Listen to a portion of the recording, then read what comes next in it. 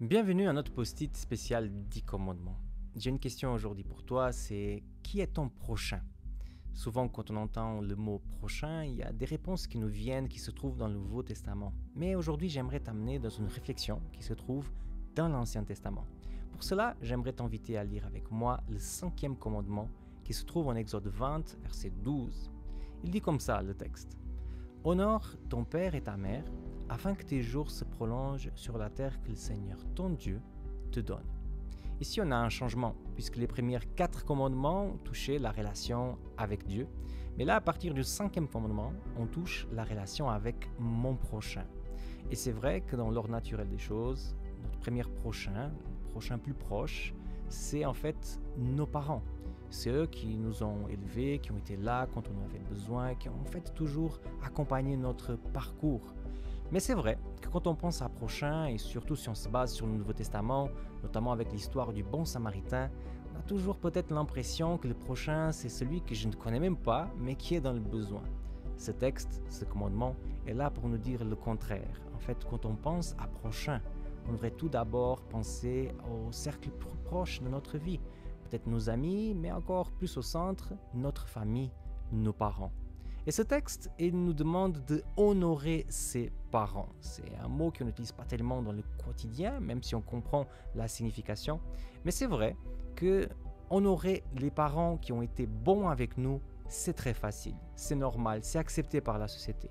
Mais où la chose devient plus difficile, c'est lorsqu'on a eu des mauvais parents et on lit ce texte dans la Bible. Si quelqu'un qui est en train d'écouter ce post-it se dit « Mais moi j'étais harcelé par mes parents au niveau émotionnel, au même sexuel, est-ce que je les dois toujours honorer ?» Alors j'aimerais te montrer un détail de plus par rapport à ce texte. Puisque le mot « honorer » veut en fait dire donner le juste poids. En fait, il y a des personnes qui ont beaucoup reçu de ses parents.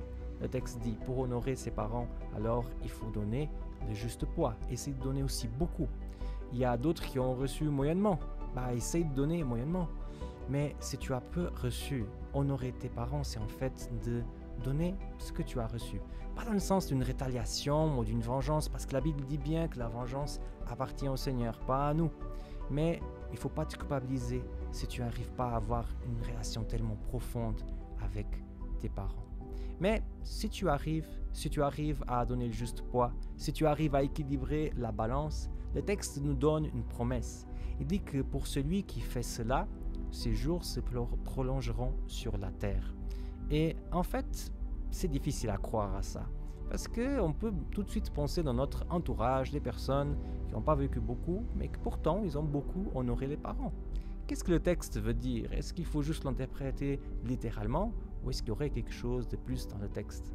Moi, je pense que oui. Moi, je pense qu'en fait, prendre soin de quelqu'un, c'est un symptôme d'une relation. Et c'est vrai que celui qui vont hériter la terre un jour, c'est des personnes qui ont réussi à avoir une bonne relation avec Dieu, certes, mais aussi une excellente relation avec son prochain.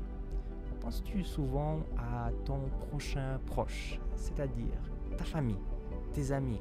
Quel serait le juste poids à donner dans ces situations? Je te laisse réfléchir, mais en tout cas, pour moi, c'est la réflexion sur le 5e commandement. Moi, je m'appelle Samuel Cunha et c'était le post-it d'aujourd'hui. Maintenant, c'est à toi de jouer. Mets la vidéo en pause et bon courage pour la suite de la réflexion.